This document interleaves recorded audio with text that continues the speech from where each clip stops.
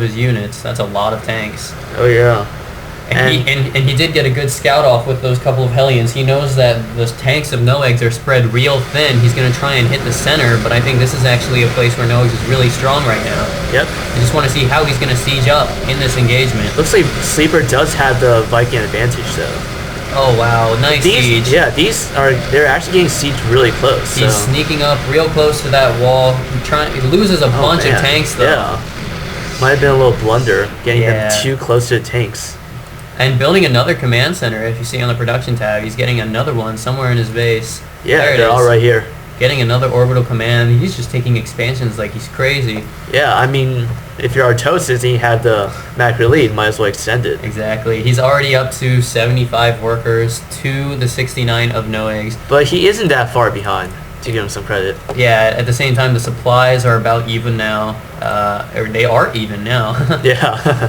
But looks like +1 weapons for those tanks just now coming out for Sleeper, and I actually believe that Noegs has already researched +1/+1 if we look at those tanks. Yeah, no, he just has +1 damage already. Yeah, no research on the armor so far for both players. That upgrade might have made the difference in that last engagement. Yeah, it's a very interesting choice that, they're just now starting to get these upgrades, and we're already 20 minutes into the game. Huge amount of tanks and Vikings for Sleeper, and looks like Noegs is actually going to be trying to expand twice. Very bold expansion here as well. Yeah, taking an expansion on Sleeper's side of the map, he has really no way to defend that. If it gets spotted, if Sleeper just walks over there and the only thing that moves quickly across the map like that would be Vikings. And Sleeper does know that he indeed has more map control. Will be taking the bold gold. Gold. Yeah. Is that cloak? Oh, is that a fusion core I see on the production tab for Sleeper? Really? Sleeper getting a fusion core. Let's see. Where is it? Where is it? It's around here somewhere. There's a factory. Fusion core. Right there. Fusion core and getting cloak, it looks like, for Banshees. So doing a major tech switch into heavy air, which is actually pretty common in very late games. Yep. Like this one. When both sides get that critical mass of siege tanks, well, they can't really shoot up, so why not get some air? Yeah, exactly. Looks like these SCVs building turrets here might be able to spot this planetary fortress. It's good because they are defending that fortress from any attacks from himself. So that's a good plan there. I think he just now sees it. If he gets some Banshees out, he will be able to just take it down easily. There's really nothing defending that base right now. Yep. And it looks like, will he be going for it? No, he might be slowly advancing towards Noegs again. Going for a push, yeah. There aren't many tanks at that site still. He's put a lot of army units on the lower expansion. If you see on the minimap there, on the left, the 9 o'clock base. There we go. All right. All of his Marines here. He just finished combat shields, and he has stim already upgraded. He's gonna try and hope that +2 attack comes in just in time. Now it looks like he sees it. He's pulling all of his forces back. And yeah, he's getting weapons too for tanks, and that is absolutely deadly for siege tanks in siege mode. Both of them almost max now. He sees it, but he has the Zelnaga Watch. Yeah, this is exactly why Noegs cannot grab an expansion here. With the Zelnagas here, he's going the long way. Yeah, he's going around. These tanks could be horribly out of position. Oh my goodness, he has no way to defend this. I don't even know what could Only happen. A bunch of Hellions. Oh, but here come the Hellions. They're not sieged up yet. All of the Marines go down. Instantly. That blue flame, even after the nerf, is still very potent. Not volatile. Oh, but now there's a Banshee and there's no anti-air. A bunch of tanks coming back, but it doesn't really matter because that Banshee can take out all of those units. 1-1 against 1-0.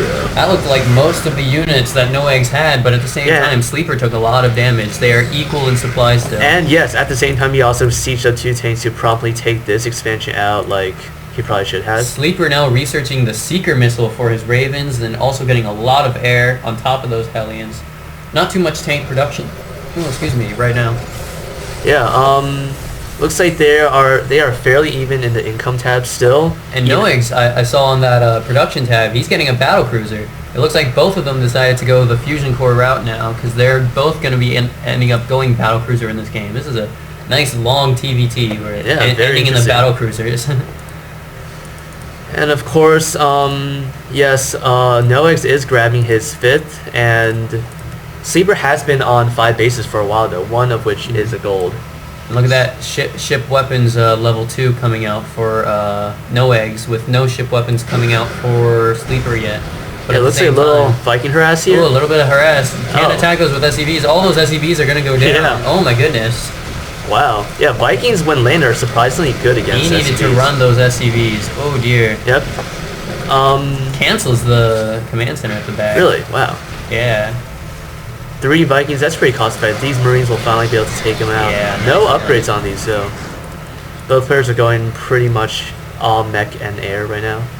This is a very intense game, you know, TVT, all about that positioning. Both of them doing a great job getting numbers of tanks in the right places, doing counterattacks all over the map. Yeah, their macro is so great. Whoa, actually 6,000 minerals for Sleeper. Wow. He's been maxed for quite some time. Yeah, they really don't know what to do. I mean, at this point, you know, you might see some sacrificial units sent in, like those Vikings, try and do that harass so he can get more battle cruisers in the long run.